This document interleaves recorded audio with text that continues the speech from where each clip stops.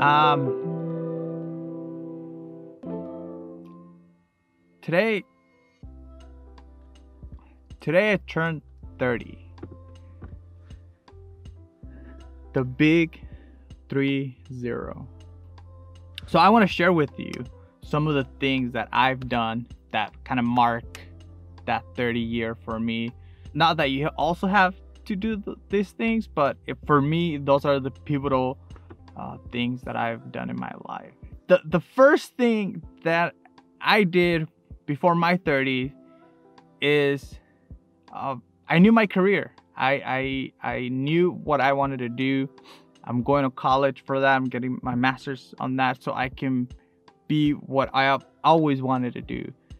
I know it took me after high school like a little bit of time to figure it out, and that's fine. You know, everybody has a different journey, but knowing what you want to do as your career by 30, I think that's really important. I think it's a great kind of thing, and setting your path and going in the right direction where you want to go. And then the second thing, which is related to my career, because my career requires a college degree. You can't just, go do whatever you want in life. I mean, you can, but what I'm trying to say is, like, for some things you need a college degree. And that's the other best thing that I did for my 30s is I graduated college. I got my bachelor's in psychology. It was interesting. I did it online. So, like, I was not in class, but I love it. I love the online format. And, I was like snowboarding during the day and finishing my homework at night. I was, working during the day and finishing my homework and, in the middle of the night. So that worked out for me so well. And again, I think that's a huge milestone. Next year and in May, hopefully, I will, but hopefully, I'll get to graduate with my master's, and who knows what else is to come. But I think before your 30s, and if it's in relation to your career, graduating college, it's really important. And I think just in general, being able to demonstrate that you can commit to a 4-year commitment thingy, I think it's important. They're not in a specific order, but I think number 3, just here in my list, is I knew my calling. I know sometimes your calling and your career can be the same thing, but sometimes they're not. And if they're not, I knew what my calling is. And my calling for me is to really, really help people as much as I can and serve them. For that covers a huge umbrella. But for me, it's really serve those that are underserved and underprivileged, and especially immigrants. I myself, I'm an immigrant, so I know what it feels like to be in that position. So that is my calling. My calling is to go back into that community and help as much as I can, and through my job I will be able to do so. So know your calling. And then the next one that I have is travel anywhere.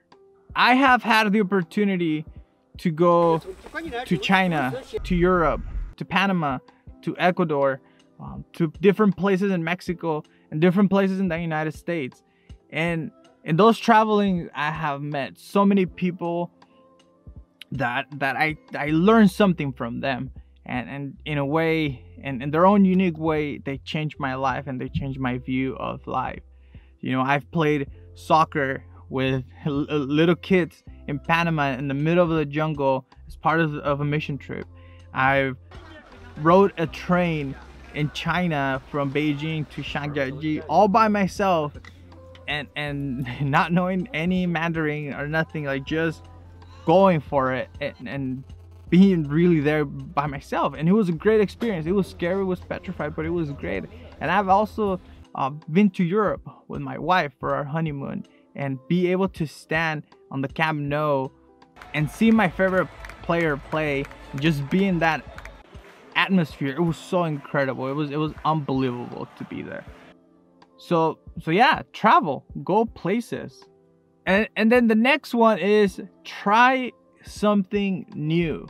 And that for me means activities. I've tried a lot of new activities. I got into mountain biking. I got into road biking, snowboarding, ice climbing, regular rock climbing, surfing. You know, all these activities, all these new things that I had to learn, that I had to learn from scratch and make mistakes and stick to it and go at it and keep trying and trying and trying and trying. But I never gave up. I continued to try. And for some of those activities, I don't want to say that I mastered them, but I became pretty good at them. And other ones, I'm still not that good, but I still do them, even if I don't do them that often. And this one, for sure, this one, recording and talking to a camera, editing the video, putting it all together, is definitely something new that I tried and that I committed to. And I continue to learn. And it has helped me that I've learned this. It has helped me in other areas. So, and then the next one is face your fears. I have 3 major fears in my life. That 3. I hate needles, I hate sharks, and I hate flying. 2 of them I actively choose to face, by flying and by surfing. It petrifies me, but the enjoyment and the joy, yeah, really, that you get out of flying and out of surfing, for me, it counterweights my fear of being eaten by a shark and the freaking airplane just falling out of the sky. I think it's worth it.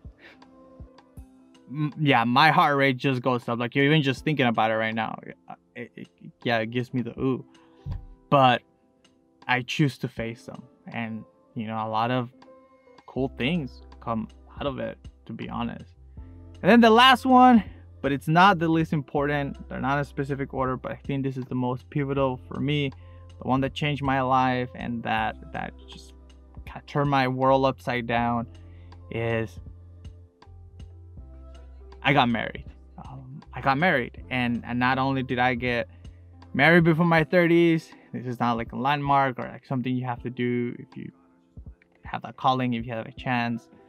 But for me personally, just getting married has changed my life. I married my best friend. I married Liz, and we have done so many incredible things. I mean, from the day we met in Baja, in that mission trip, going on mission trips together and traveling the world really in different directions, but still get connected, and not just knowing that the person that I married not only shares my worldview and my beliefs, but she also shares my calling. And that is incredible. That is incredible to get to do that with the person that you love the most in this world, that you're choosing to love the most in this world.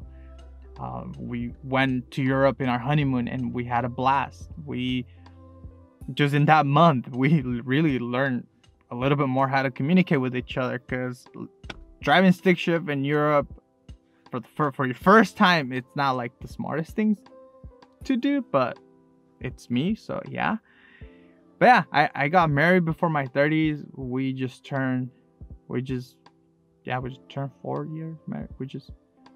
We had our 4th year anniversary this year, and I think we have a lot more to learn, a lot more to grow as individuals, as a couple.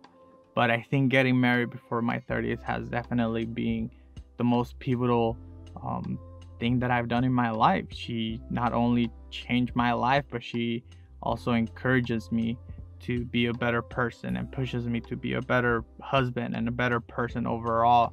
And to be honest, if it wasn't for her and her motivation, kind of like keep going, I will probably not graduate college sooner, and I would probably not be in grad school right now. So thank you so much, babe, for your encouragement. So yeah, and that to me, it's really life-changing, to be honest, is marrying a person that you are committing to be with for the rest of your life, and really showing her that I'm committed to that. It's definitely the most kind of life-changing thing. Yeah, life-changing event that you can do. So yeah, those 7 things that I mentioned, I guess, yeah, 7. Those are the things that really changed my life before my 30s, and I know that in my 30s are gonna be full with other, things. I don't want to spoil them, but they're coming. So I know that the next decade it's gonna be life-changing as well. But I'm so excited to keep going at it in life, and as my favorite probably YouTuber and probably just person in the world says, you gotta work harder. Happy birthday, happy 30 to me.